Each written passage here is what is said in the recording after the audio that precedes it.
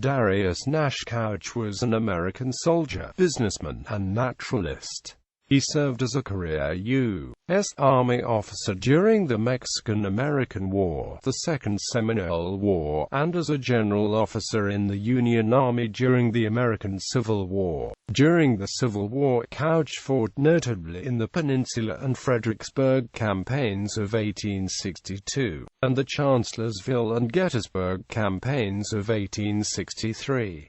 He rose to commander corps in the Army of the Potomac, and led divisions in both the Eastern Theater and Western Theater. Militia under his command played a strategic role during the Gettysburg campaign in delaying the advance of Confederate troops of the Army of Northern Virginia and preventing the crossing the Susquehanna River, critical to Pennsylvania's defense. He has been described as personally courageous, very thin in build, and frail of health.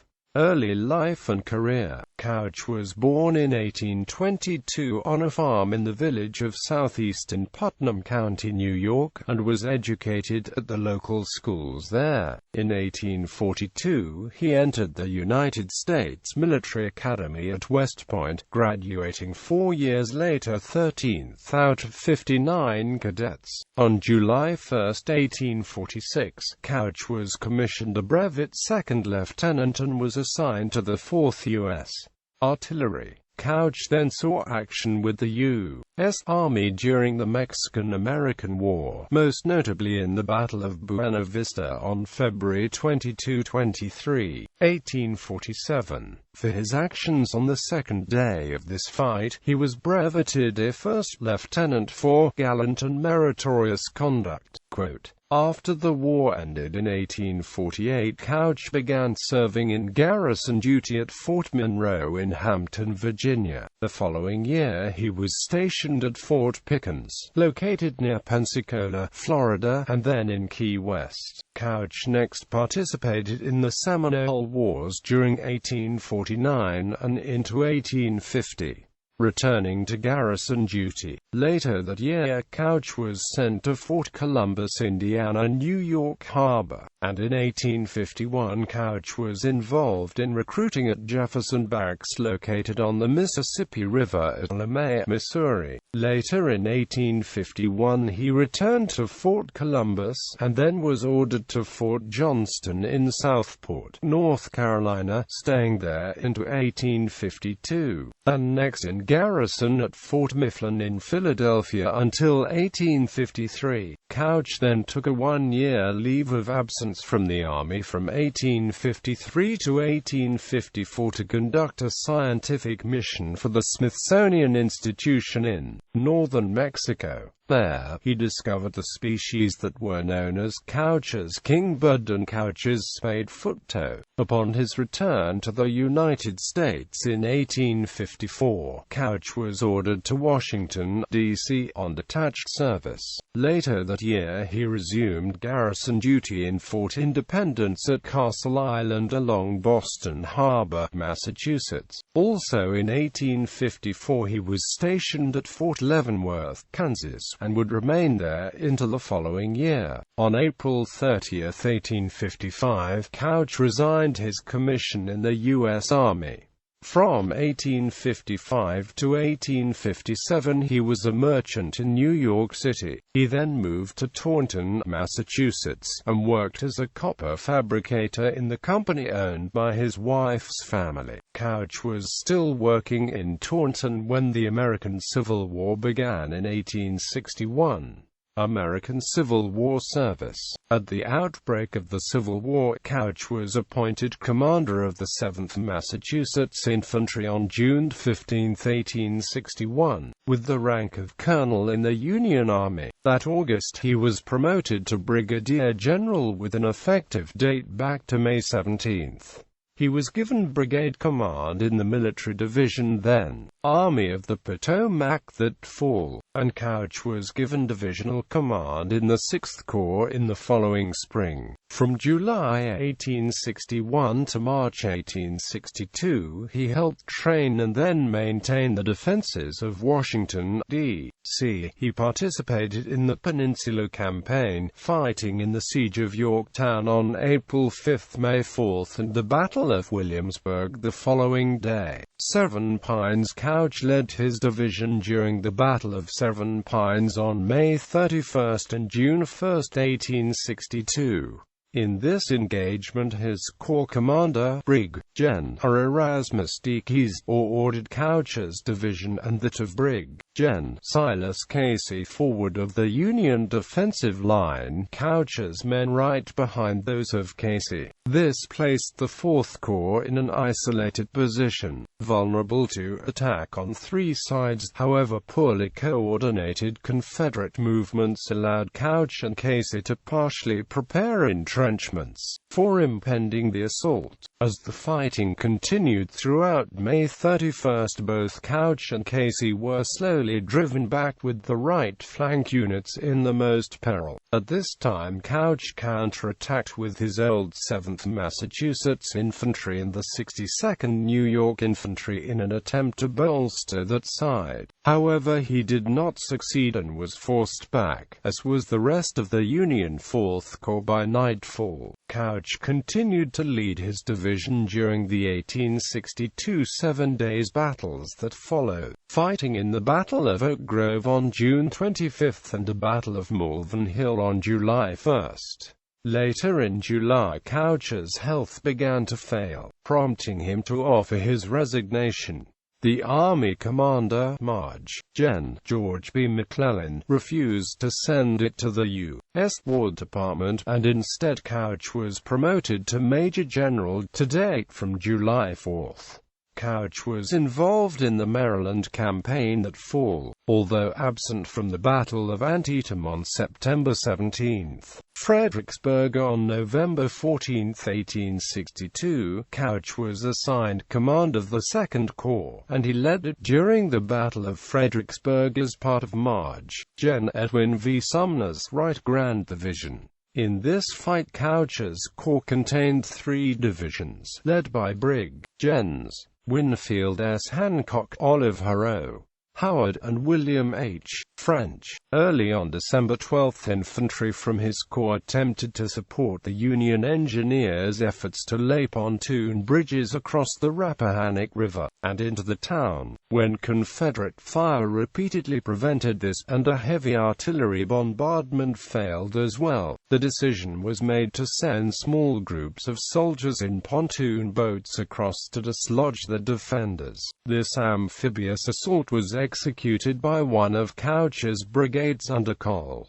Norman J. Hall, which finally succeeded in driving out the Confederates. As the Union soldiers entered a smoldering Fredericksburg, they began to sack the city, forcing Couch to order his provost guard to the bridges and collect the loot. The next day his corps was ordered to attack the Confederate position at the base of Mary's Heights above Fredericksburg. To better watch his men's progress, Couch entered the town's courthouse and climbed its cupola, where he could see French's division advancing. As they approached the Confederate defenses, Couch could see his men taking very heavy fire and easily repulsed, described as if the division had simply vanished.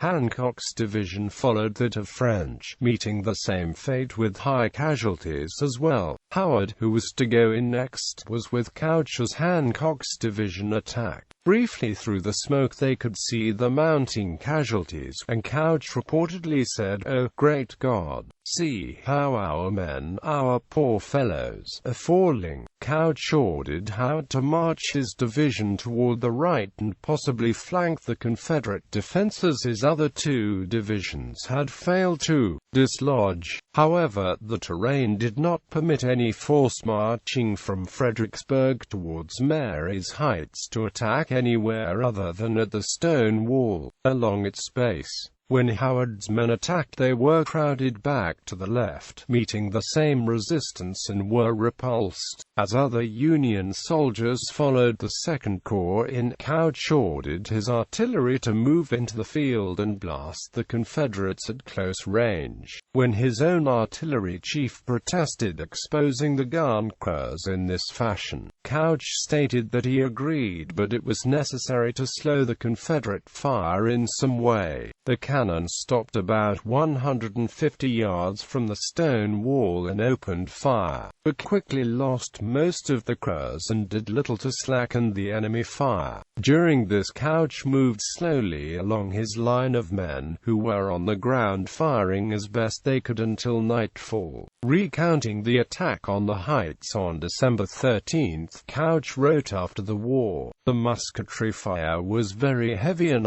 the artillery fire was simply terrible. I sent word many times to our artillery on the right of Falmouth that they were firing into us and tearing our own men to pieces. I thought they had made a mistake in the range. But I learned later that the fire came from the guns of the enemy on their extreme left. In the attack, Couch's force suffered heavily, as did the rest of the Right Grand Division." He reported the Second Corps sustained over 4,000 casualties during the Fredericksburg campaign. French's division lost an estimated 1,200 soldiers and Hancock around 2,000.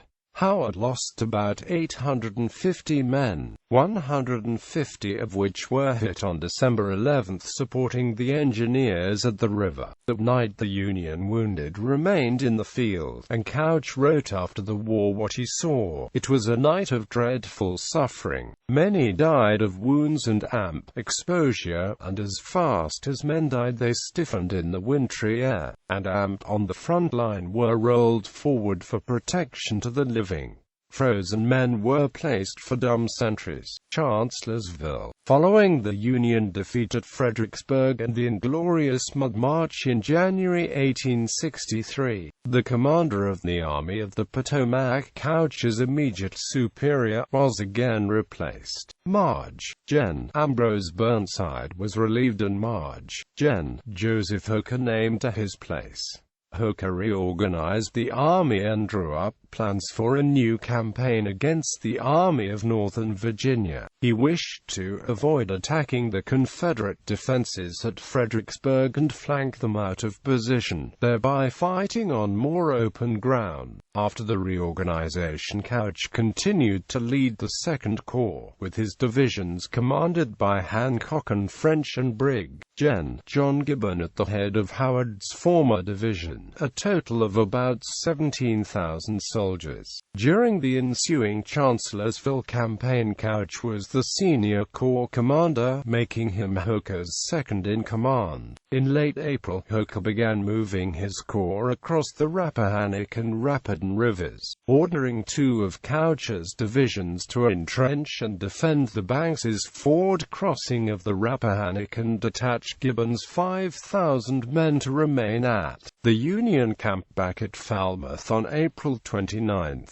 The following day, Couch had cleared the ford and was marching toward Chancellorsville. In the afternoon of May 1, Hooker, normally quite aggressive, cautiously slowed his marching army, and soon he stopped the movement altogether. Despite some success against the Confederates and the loud protests of his corps commanders, Couch sent Hancock's division to bolster the Union men already engaged and informed Hooker they could handle the enemy in front of them. However, Hooker's orders stood: march back into the positions they held the previous day and assume a defensive posture. Couch complied and ordered Hancock's division to form a rear guard as they withdrew. As Hancock formed his men, Couch could see Confederate artillery aiming for the massed Union columns, and he told his staff, "Let us draw the fire." The group of mounted officers clustered around a clearing where the enemy cannon could easily view them, thus attracting the fire and sparing the marching infantry. Couch and his staff also went unharmed. By nightfall the Union soldiers were busy fortifying the ground. Couch formed his divisions behind the 12th Corps in roughly the center of Hooker's line. By late afternoon on May 2, Hooker's line was hit on the right by Confederates under Lt. Gen. Thomas Jonathan "Stonewall" Jackson, and despite resisting, the 11th Corps was routed and ran toward Chancellorsville. The remaining corps tightened into a U-shaped formation by May 3, and Confederate artillery began shelling the positions, including Couch's men. At about 9 a.m. the day, Hooker was stunned by enemy fire when a shell hit the pillar he was leaning on, temporarily incapacitating him within an hour. At the time, Hooker turned command of the Army over to Couch, and through consulting with a groggy Hooker, it was decided to withdraw the Army to defensive lines to the north, with the other commanders strongly advocating an attack instead. Gettysburg. Couch requested reassignment after quarreling with Hooker. He commanded the newly created Department of the Susquehanna during the Gettysburg Campaign in 1863. Fort Couch in Lemoyne, Pennsylvania, was constructed under his direction and was named in his honor. Assigned to protect Harrisburg from a threatened attack by Confederates under Lt. Gen. Richard S. Ewell, Couch directed militia from his department to skirmish with enemy cavalry elements at Sporting Hill, one of the war's northernmost engagements. Couch's militia then joined pursuing Robert E. Lee's Army of Northern Virginia into Maryland after the Battle of Gettysburg.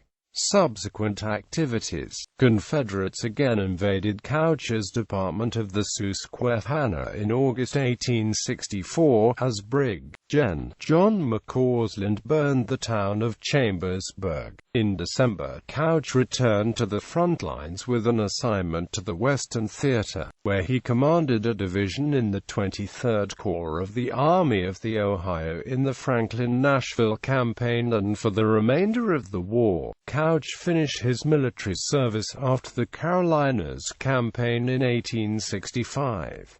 Postbellum career and death. Couch returned to civilian life in Taunton after the war, where he ran unsuccessfully as a Democratic candidate for governor of Massachusetts in 1865. He later briefly served as president of a mining company in West Virginia. Couch moved to Connecticut in 1871, where he served as the quartermaster general and then adjutant general for the state militia until 1884. In 1888 he joined the Aztec Club of 1847 by right of his service in the Mexican War. He also joined the Connecticut Society of the Sons of the American Revolution in 1890. He died in Norwalk, Connecticut. He was buried in Mount Pleasant Cemetery in Taunton.